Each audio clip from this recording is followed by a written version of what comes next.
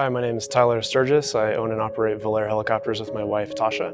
We're based at Marana Regional Airport, just northwest of Tucson. We offer sightseeing tours, aerophotography, and flight training in southern Arizona. So I was always drawn to aviation, and after doing a demo flight in both fixed-wing and helicopters, I was really drawn to the challenge of flying a helicopter. And I love sharing aviation and exploring Tucson and the Sonoran Desert with our tour customers.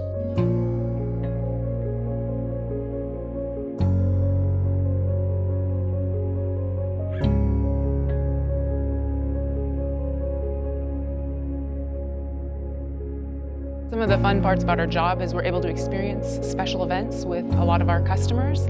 We've had proposals, date nights, birthdays.